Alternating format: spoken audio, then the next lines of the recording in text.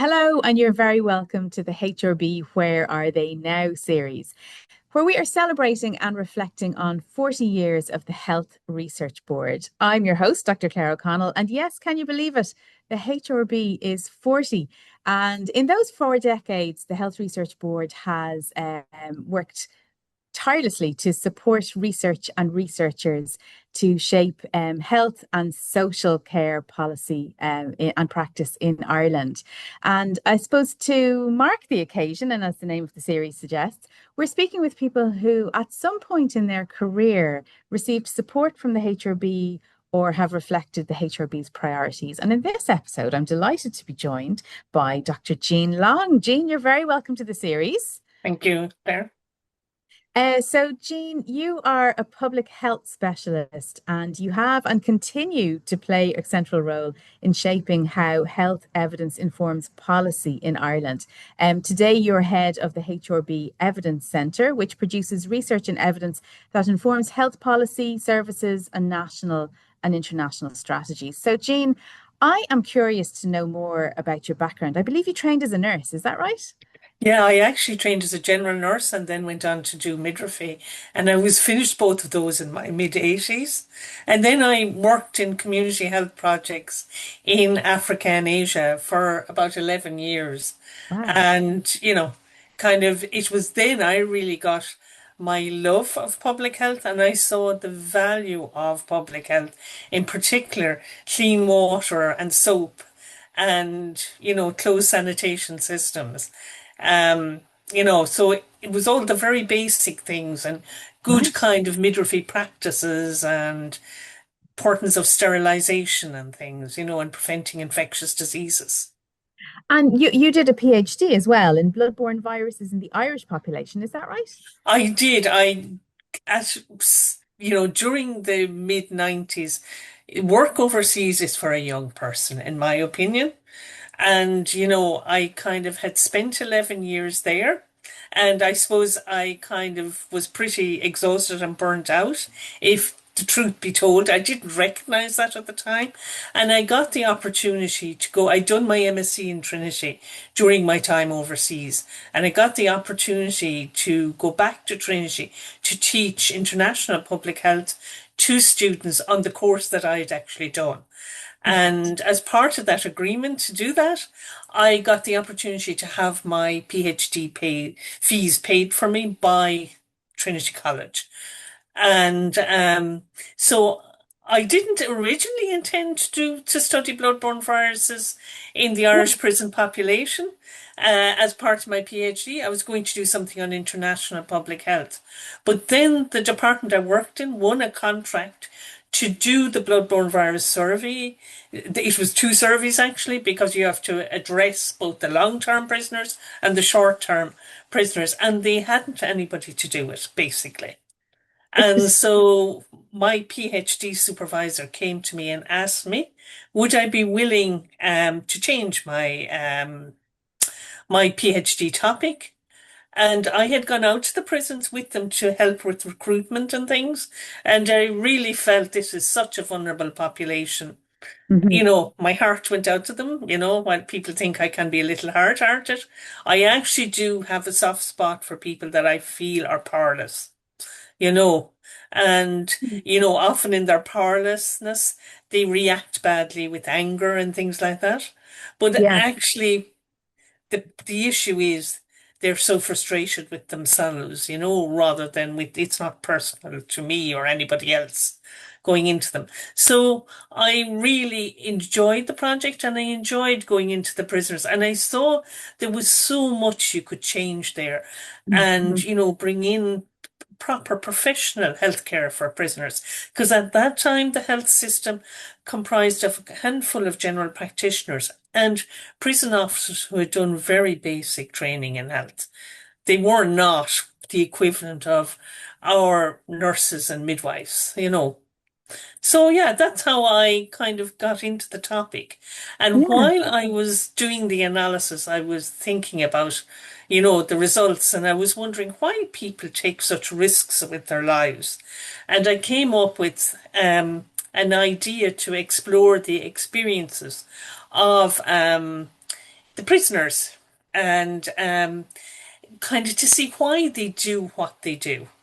Yeah. And in relation to injecting and what the prisoners who don't inject do to protect themselves and what everybody's beliefs are.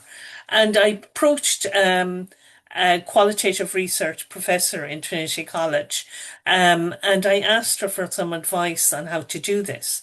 And then herself and my supervisor decided that we'd go for a for a project grant with the HRB, and we Okay. designed a study. And that was my first introduction to the HRB. Yeah. And, they were telling me how, only 1 in 3 applications are successful and not to be too, um, disheartened if we don't get it, etc. And I approached a professor of public health, who I knew was very successful at getting grants from the. Okay. So I decided to have a chat with him, and I asked him for a copy of a proposal he had successfully submitted.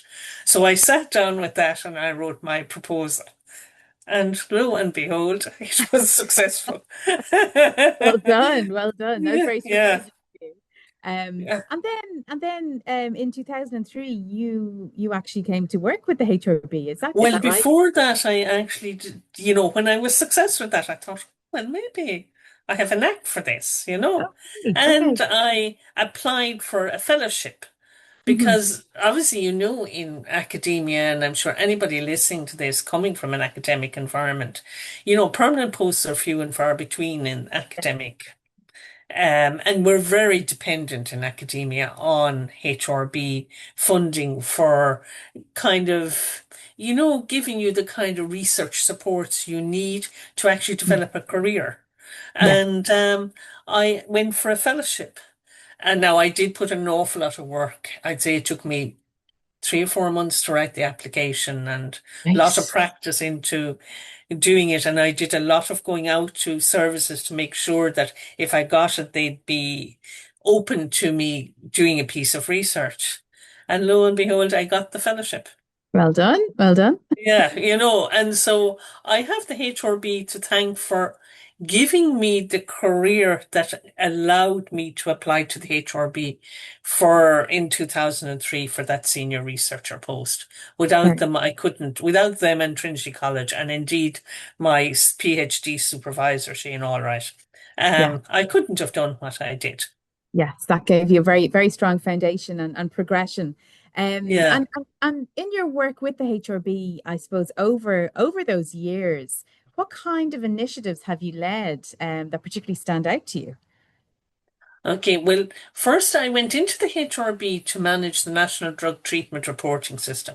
I had a lot of surveillance system experience from my work in public health in Mhm. developing countries, so I was, when I went in and I saw the system, I could see that there was a lot of strengthening required to that system.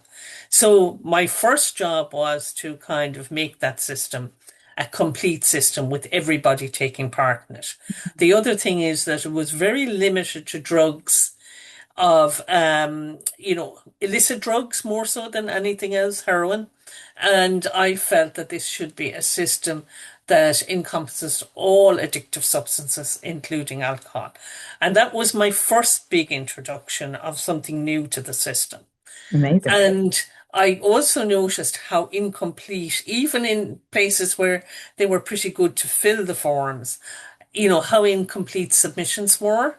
And so I kind of went back to the HSE managers and I asked them what would help them to actually make the NDTRS a better system. Mhm. And if I put that in, then I needed their buy-in to make the system more complete. Yes. So, kind of quid pro quo. Yeah. So they suggested then that we put in the HSE performance indicators because they had to have them collected every quarter and they had no way of collecting them. That was Okay. reliable and didn't require an awful lot of handwork by their staff, Yeah. calculations and things like that. Yeah. So I put them in. It was very successful. suddenly everybody was completing forms. In fact, we Right. were overloaded with forms, and we had to hire at that time a lot of all the data entry was done by hand.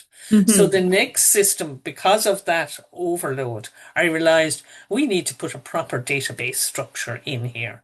Hmm. And we need to design it with skip and fill rules and auto, questions that when you put in something that's completely illogical, it comes up. All the basic kind of things you need for good Yeah. data entry. So that's what we did, and that was another kind of thing I introduced there. I also introduced, because the form for the NDTRS was based on going into treatment, because Hmm. that's what the EUDA required, or the European Drugs Agency required. So I kind of thought, but what happens to all these people when they're coming out of treatment, or do they ever leave treatment? Yeah. Kind of, because I was thinking about it, like, and Yeah. thinking about Because follow through. you were only capturing one point on their journey and Yes, yeah, on their yeah. journey. So Yeah. I'd like to know, well, how many of these people recover? How many of them go on to go to other places? Are these places linked well together? So I designed what was called an exit form. And now, since all of that, of course, the HRB have introduced a very good database called Link. And, they have, introduced very good systems for collecting data. And there's a lot more automation in the data and a lot more work in the analysis of data. The other great thing, which was always my dream, the HRB information systems, particularly for the National Drug Treatment Reporting System and the National Psychiatric Inpatient System, have practically real-time data, which is an amazing achievement. Yeah. And it's not my achievement, it's all my colleagues in health information systems achievement. But yeah, that's how I came to be at the HRB. Brilliant, brilliant. And I suppose, it's so important that we have good, reliable, as you say, sort of up to the minute as you can be data when you are Yeah. analyzing those data to sort of to help inform health and social care policies and evidence and practice. And I mean, you are now head of the HRB Evidence Centre. Tell me a little bit about what that centre does. Well, the HRB Evidence Centre does two things. It has two teams. One team is the evidence team, and we produce general evidence for policy for the Department of Health. And the Department of Health decide our agenda at the beginning of every year for that year, and we complete a number of products for them So each year. that mean the Department of Health comes to you with a series of topics or questions that they want somebody to go and get really good? What is the best evidence that we have to answer this question or to inform us about this topic at the moment? And you then go and find that evidence. Is that right? Yes, exactly. It's probably a little more detailed than that in some ways, because I suppose the first thing is we have a very good working relationship with the department, and we're there to do what they need. Okay, and we make that very clear. However, sometimes they send us a list of things they'd like, but they actually have to be turned into research questions so Mhm. that we can answer them using the material available. And what we do is we usually have a series of maybe about one or two meetings with them, and we kind of come to an agreement on the questions that we can answer and what they really want. Mhm. Okay. And that's very important because then you're setting out the contract by which what you can expect as the Department of Health as the end product to be. The other thing we have done is we have introduced a series of types of products we can do that are long and that are short. And we do a small number of the long ones and a large number of the short ones. And the short ones are very descriptive and the long ones look usually at impact and effectiveness. Okay, okay, brilliant. And I suppose can you tell us about a few of the topics maybe that the Evidence Centre has been looking at recently, just to give people a flavour of the kinds of things that you look at? Yeah, I suppose, we have looked at so many different types of Mm. products. And, obviously when you start naming a few, kind of you're a bit worried that you have left out something very important. But I suppose the ones that would stand out to me, and of course you must remember, we all have bias. My bias is public health. Okay. Okay. Okay. Yeah. Yeah. So the ones that have stood out to me is e-cigarettes products. We have three of them. The second one is the plain packaging for smoking and the legislation that was introduced to reduce smoking in cars carrying children. And I suppose then we've done an awful lot of work for the elder population, looking at supports for them to live at home, as well as care systems for older people. Um, then I'm just trying to think what other ones we've done. We've done quite a bit of work on um, how to have more healthy workplace environments. And we've done a number of products in that area, including one in prisons, obviously going back to my original Yeah. interest in prisons in Ireland. And I would have to say prison services in Ireland have improved enormously from a public health point of view. Um, and I'm just trying to think what other topics that oh yes, in kind of at the moment in train are discussions on, we've finished the products, but there are discussions on, expanding the legislation for cannabis prescribing. And there are discussions on, we've also completed this project on the public health implications of sunbeds and what Ireland are the policymakers in Ireland should do about sunbeds. Now, that's not for us to advise on. We don't advise the policymakers.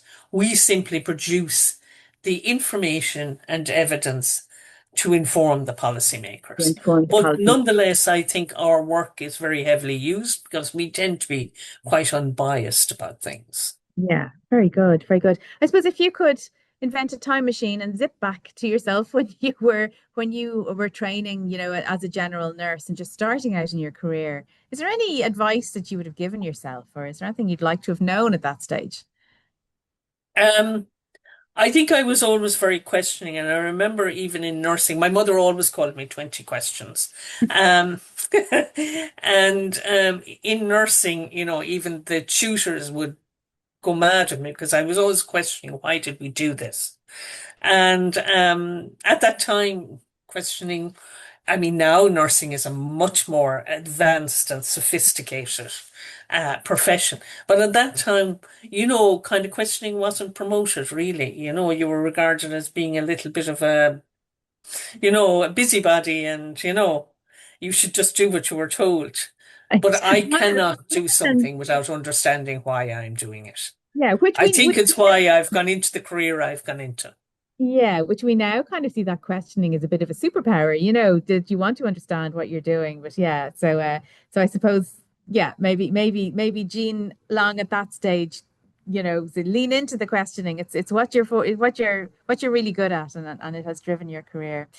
Well, Dr. Jean Long, thank you so much for joining us on this episode of the HRB Where Are They Now podcast. And if you would like to find other episodes, you can find them on the HRB YouTube channel. But for now, from me, Dr. Claire O'Connell, Sloan, and thanks for joining us.